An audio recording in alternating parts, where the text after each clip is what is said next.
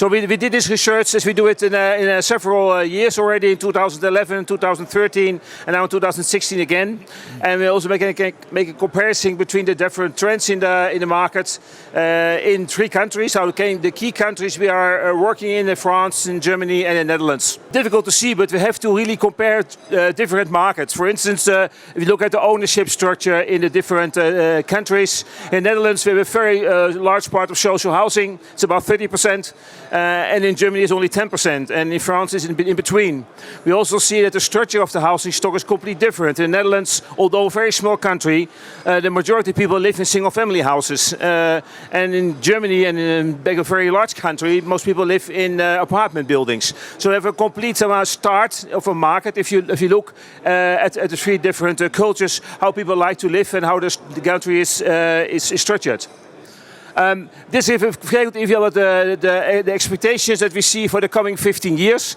The left one is the population growth, in the middle the economic growth, and the right is the GDP per capita growth. And we see some very astonishing facts.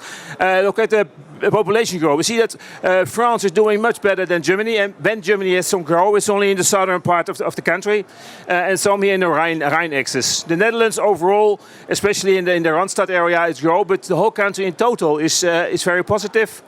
But looking at the economic growth, then see we that in Germany, large part of Germany are not really economically growing. The growth is mainly happening in the southern part of Germany until 2030.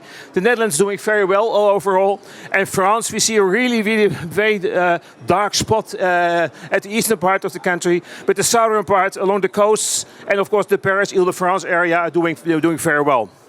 But look at the GDP per capita. You see the Germans are number 1. The Germans have high incomes.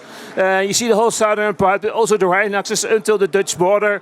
You see high incomes, and the same is that you see in the Netherlands. And then France is doing very bad. We see that the expectations for the income growth in France are not the same as in the other countries. And when there is an income growth, it's mostly in the southern parts and of course in Paris. Because each country, what are the good areas, the bad areas. In the Netherlands we see large parts that are not very attractive to invest in the future. In the northern part and also to the Germany border is not doing very well. So the big cities, of course, but all the motorway axis from north to south and also east to west are quite interesting for investment in the residential. In France we see a complete other picture. In France the second housing is very important. It's about 20% of the whole market. Second homes, not only for holiday but also to live in Paris, to work in Paris and to live in the countryside is usual. And you see the demand for housing in the coming 10 years. And you see also here in France the demand for first home house is smaller than if you look at the growth rates for the second home houses. That's quite interesting. And you see also of course that the coastal areas and also the part direction to the Switzerland are very attractive for second home, and the demand for for first homes are lower. And when there's a growth, then they are mainly at the southern part and on the coast, and of course in Paris. Also, I will show you the high demand for second homes, second apartments in Paris as a special market, where we see people invest in an apartment and rent it out and don't live there by themselves. And in Germany, I don't have a plan. That's the big cities. You see the growth in the next 10 years, demand for new houses. All the big cities, especially the Berlin area, is incredible growing. And also you see it in Hamburg, in the Stuttgart area, the southern Germany, and that fits also in our expectations for the population growth and the income growth in the coming 10 to 15 years. Every 2 years we do a survey among about 1,000 inhabitants in each country. And even this year we also take Poland as a coming up country in our survey. And here you see the people that have plans to move, really are interested to move in the coming years. And you see that the Dutch, after many years of crisis, now they really want to move, every day to move. So about 50% of the population is looking for a new house in the coming 10 years. And in the shorter term, next 3 years, about 1/3 of the population in the Netherlands is looking for new houses. So that's Amsterdam, and not only Amsterdam, but all the big cities in the Netherlands are very interesting investment spots. You see that in France, also because of the economical situation there, the political situation, the demand for moving is not so high as in the other countries.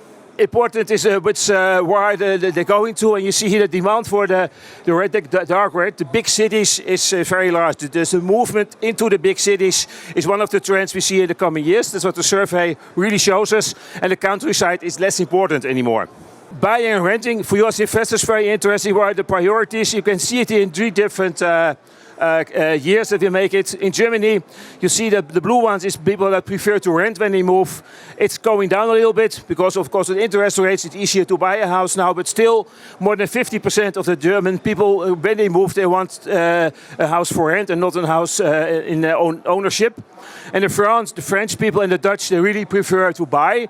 But especially in the Netherlands, you see also that in 2016, more people of the people that want to rent, this group is growing. And you see it in the market as well. There's a high demand for commercial rental housing in the Netherlands. One point is, of course, affordable housing, a big issue in the politics in most of the cities. And you see, we ask the people, what is the dark brown? What are you paying now for your monthly cost for living? It's about 35% in Germany and Netherlands.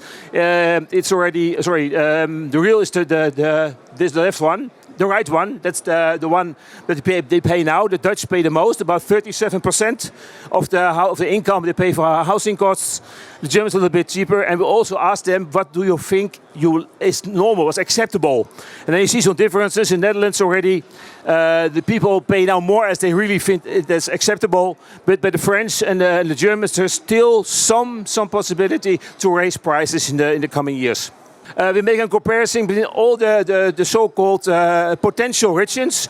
We have identified about 6 regions in France, about 8 in Germany and 4 in the Netherlands. You can read in detail in our report.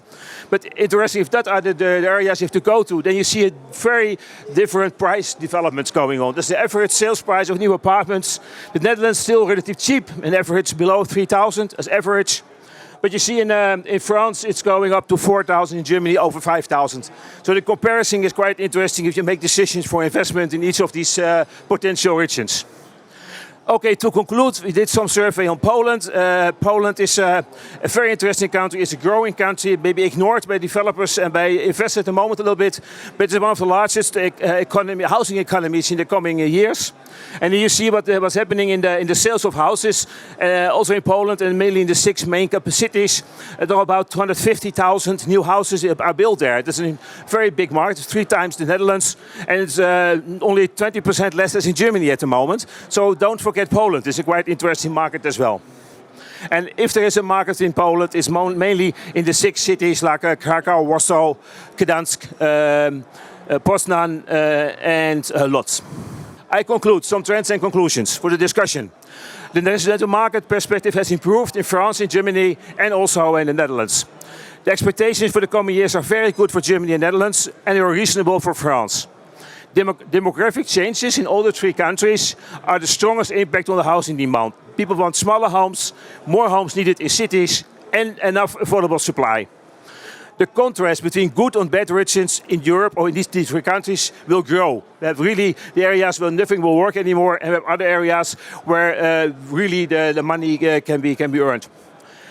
Last point, the sales price in the city will stay on a high level because political situations and land availability make it very difficult to keep up with the demand. The rental market will keep its position, but we see also it growing. We see a growing need for rental housing and growing faster than the owner-occupied market. In all 3 countries, we have a political awareness at the moment that the affordable housing is an issue in cities, and some political decisions are made already to change laws, to change rules, and so on, to keep it affordable in some areas.